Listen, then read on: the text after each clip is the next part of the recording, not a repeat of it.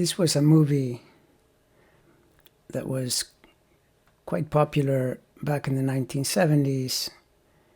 At the time, the technology was rather, not at all like it is today, practically primitive. And yet, with what was known, it was a pretty scary movie about a ship that in Titanic style was flipped over by a huge tsunami, and then all kinds of things happened, most of them really bad, to the people that were on the ship. Now, Poseidon is Neptune, god of the sea. And, Neptune, among other things, is associated with spirituality.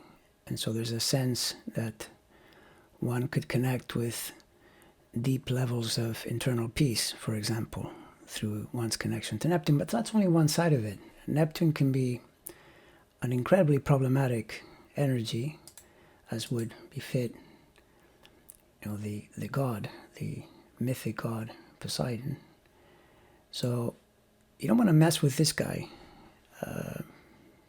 Definitely not. You see him carrying the trident, and it's in fact the symbol, Neptune, which shows up in charts. It's exactly what it is. So then we look at its effect in actual charts. And let me say first that as much as astrology is a really rich language and takes into account all kinds of things, all kinds of techniques, both about the big planets and about asteroids and smaller planets, and then there are abstract techniques and all kinds of ways that are surprisingly helpful, accurate, and all of it is good. But I often say to people, for every minute you spend on asteroids and abstract techniques, spend 5 or 10 minutes on the big planets, the core planets, Mercury, Venus, Mars, Jupiter, Saturn, Uranus, Neptune, Pluto, Eris, and the Moon. That's where the core juice is, and you'll always see the effect of these big planets first and foremost. And so we look at what's going on with some people, and in fact, the first one would be the chart for the United States itself. But first we'll look at the ephemeris, and we see here that, as you've heard me say in prior videos, Neptune is transiting in Pisces in this area now, 19 degrees, approaching 20. It's going to station in here, which corresponds to the summer solstice. And so the station really is late May, pretty much all of June into July. Stations feature the planet coming to a dead stop in its apparent motion, and it radiates a whole heck of a lot more energy than when it's moving more quickly. It's a little counterintuitive, but it's nonetheless 100% true. So now we see that the USA chart shows Mars at 21 and a bit, 21, 23 Gemini, so directly in the path of the Neptune square that is going to happen at the summer solstice. It also opposes Neptune from there a bit further away. It basically is triggering the Mars-Neptune square.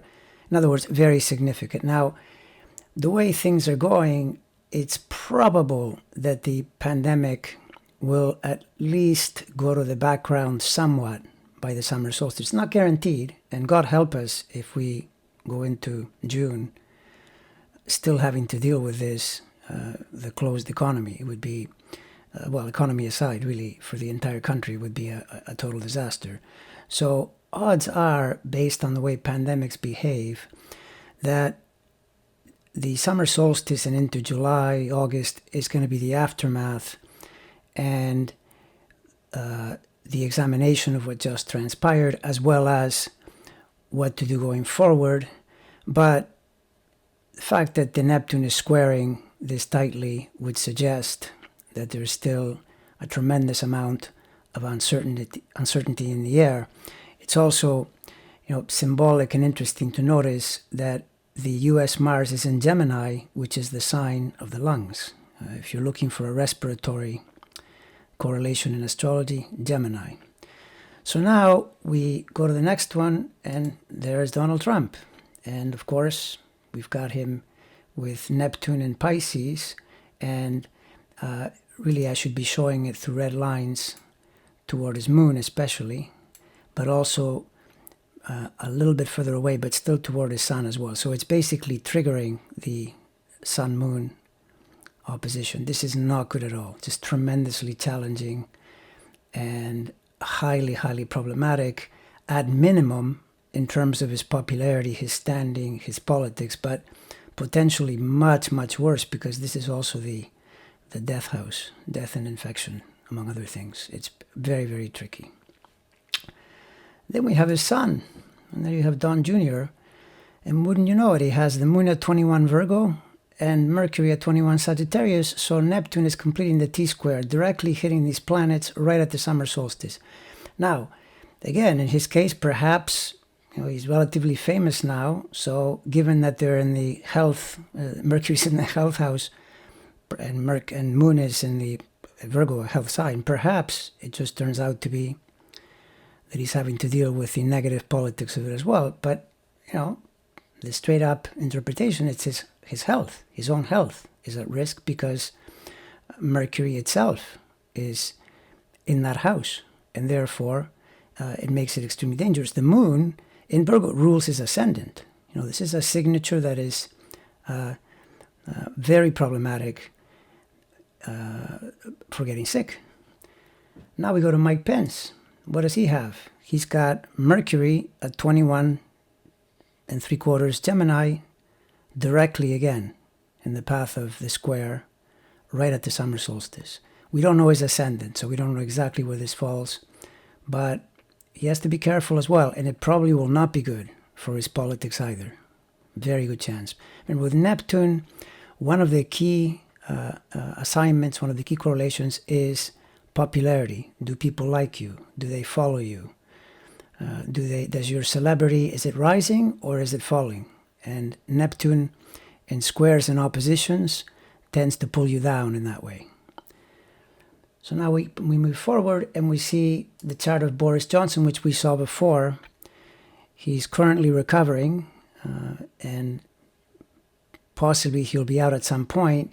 In his case, Mercury is 19 degrees. So by the summer solstice, it's a little past, but not enough, in my opinion, to signify safety. So he has to be very careful as well.